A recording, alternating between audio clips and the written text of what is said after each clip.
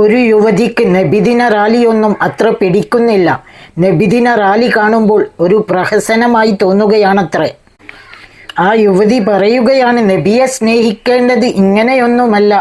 നബിദിന റാലികൾ റോഡുകൾ ബ്ലോക്ക് ചെയ്ത് ബഹളവും പടക്കം പൊട്ടിക്കലുമായി ശബ്ദമലിനീകരണം ഉണ്ടാക്കിയിട്ടാണോ നിങ്ങൾ നബിയോടുള്ള സ്നേഹം കാണിക്കേണ്ടത്?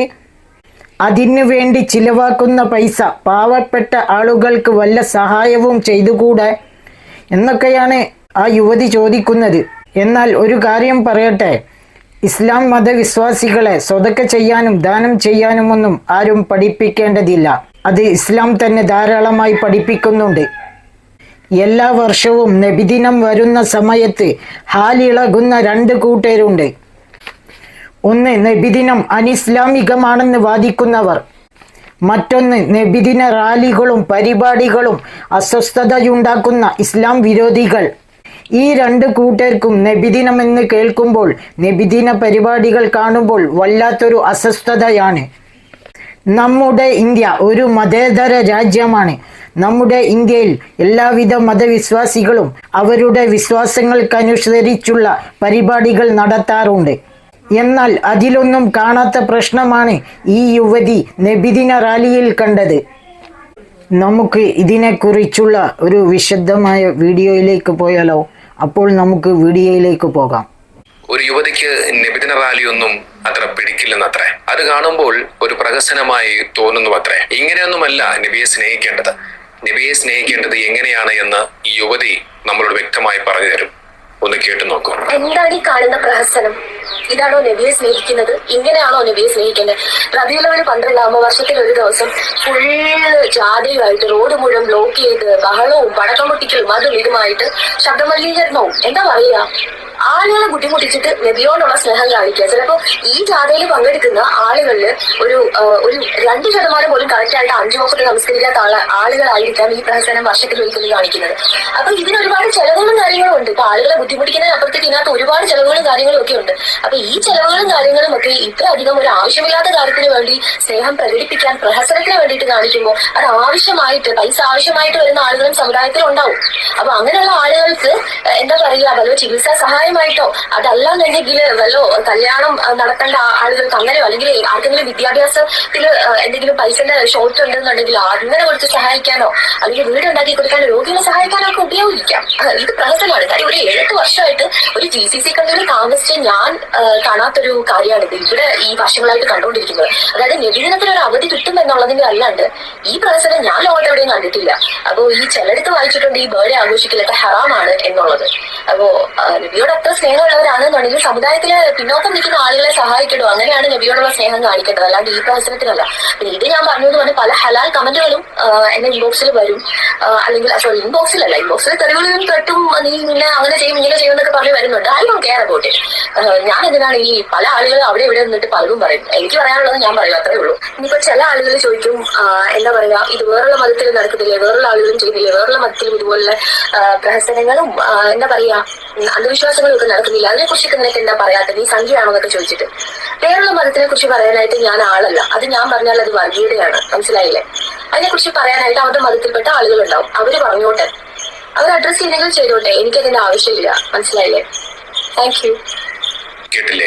ആദ്യം നബിദിനത്തിന്റെ പേര് നടക്കുന്ന ഇത്തരം റാലികൾ അതൊരു പ്രഹസനമാണെന്ന് പറയുന്നു. പിന്നെ എങ്ങനെയാണ് നബിയെ സ്നേഹിക്കേണ്ടത് എന്ന് പഠിപ്പിച്ചു തരുന്നു. അതിനുശേഷം ഇത്തരത്തിലുള്ള റാലികൾ അത് റോഡ് മുഴുവൻ ബ്ലോക്ക് ചെയ്ത് ബഹളവും പടക്കം പൊട്ടിക്കലുമായിട്ട് ശബ്ദമലിനീകരണം ഉണ്ടാക്കിയിട്ടാണോ നിങ്ങൾ നബിയോടുള്ള സ്നേഹം കാണിക്കേണ്ടത്? ഇതിനുവേണ്ടി ചിലവഴിക്കുന്ന പൈസകൾ പാവപ്പെട്ട ആളുകൾക്ക് എന്തെങ്കിലും സഹായം ചെയ്തുകൂടെ എന്നിങ്ങനെയുള്ള കാര്യങ്ങളാണ് ഇതിനകത്ത് യുവതി പറഞ്ഞു വെക്കുന്നത്. നോക്കൂ, എല്ലാ വർഷവും നബിദിനം വരുന്ന സമയത്ത് ഹാലളകുന്ന 2 കൂട്ടരുണ്ട്. ഒന്ന് നബിദിനം അത് അനിസ്ലാമികമാണെന്ന് വാദിക്കുന്ന ഒരു കൂട്ടർ, മറ്റൊന്ന് ഇത്തരം നബിദിനത്തിന്റെ റാലികളും ഇത്തരം കാഴ്ചകളും അസ്വസ്ഥതയുണ്ടാക്കുന്ന ഇസ്ലാമിക വിരോധികളും. ഈ 2 കൂട്ടർക്കും നബിദിനം എന്ന് കേൾക്കുമ്പോൾ അല്ലെങ്കിൽ നബിദിനവുമായി ബന്ധപ്പെട്ടുകൊണ്ടുള്ള ഇത്തരം റാലികൾ കാണുമ്പോൾ വല്ലാതെ അസ്വസ്ഥത അനുഭവപ്പെടാറുണ്ട്. നബിദിനം ആഘോഷിക്കപ്പെടേണ്ടതാണോ അല്ലാത്തതാണോ എന്നുള്ളതിനെ കുറിച്ചൊന്നും ഞാനിവിടെ ചർച്ച ചെയ്യാൻ ഉദ്ദേശിക്കുന്നില്ല. കാരണം എൻ്റെ ഈ വീഡിയോയുടെ ഉദ്ദേശവും അതല്ല. നബിദിനം ആഘോഷിക്കുന്നതുമായി ബന്ധപ്പെട്ടുകൊണ്ടുള്ള അതിൻ്റെ മുഖാമുഖങ്ങളും അതിൻ്റെ ചർച്ചകളും ഒക്കെ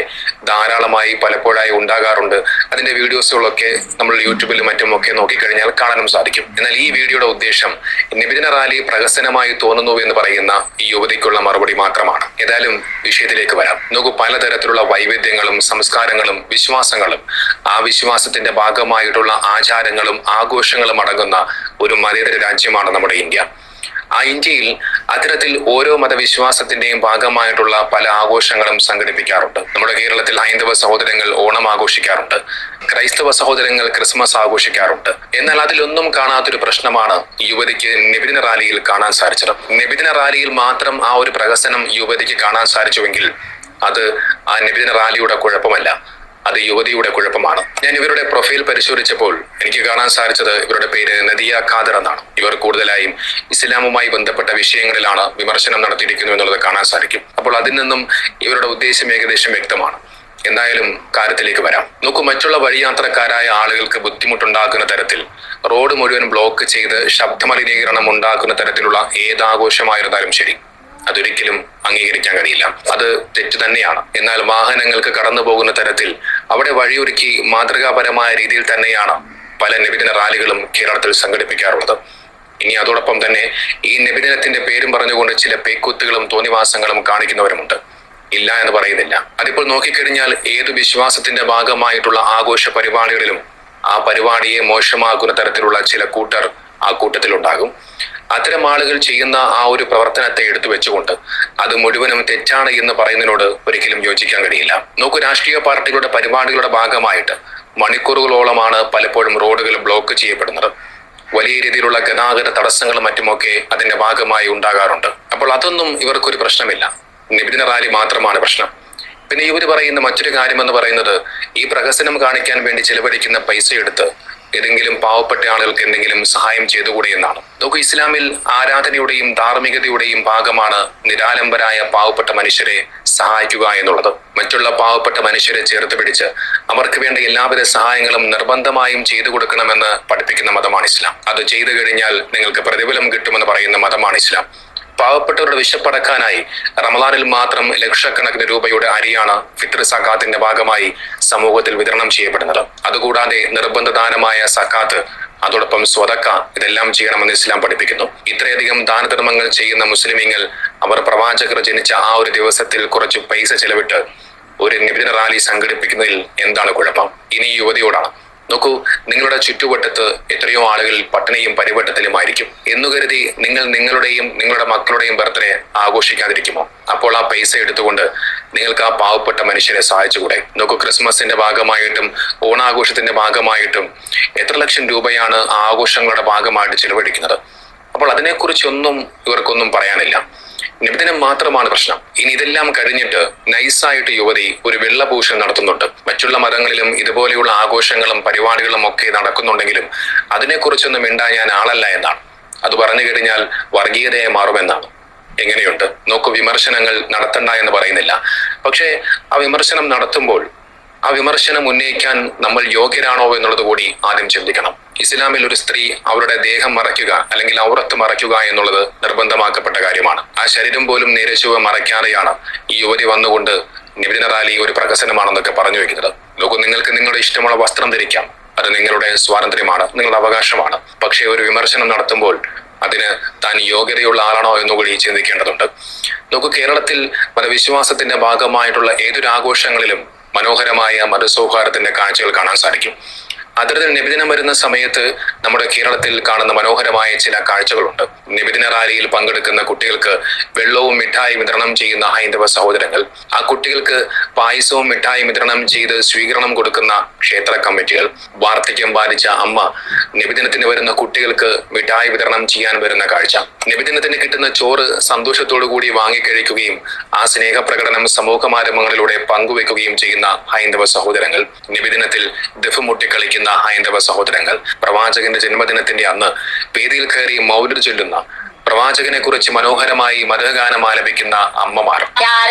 ഹബീബേ സദാ നന്മകൾ അങ്ങയിൽ ഉയർത്തിയിടട്ടെ. റബീഉൽ അവ്വൽ 12 ജാതനായ ഒരു മുത്തുനബി, മക്കായം ഒരു ദേശത്ത് ഒൻപതൂകിയ സത്തുനബി. നബിദിന റാലിയിൽ പങ്കെടുക്കുന്ന കുട്ടികൾക്ക് നോട്ടുമാല അണിയിക്കുന്ന ഹൈന്ദവ സഹോദരി. ഇങ്ങനെ എണ്ണിയാൽ തീരാത്ത നിരവധി നയന മനോഹരങ്ങളായ കാഴ്ചകൾ നബിദിനത്തിന്റെ ഭാഗമായി കേരളത്തിൽ നമുക്ക് കാണാൻ സാധിക്കും. അപ്പോൾ അതിലൊന്നും കുരുപൊട്ടിയിട്ടൊന്നും കാര്യമില്ല.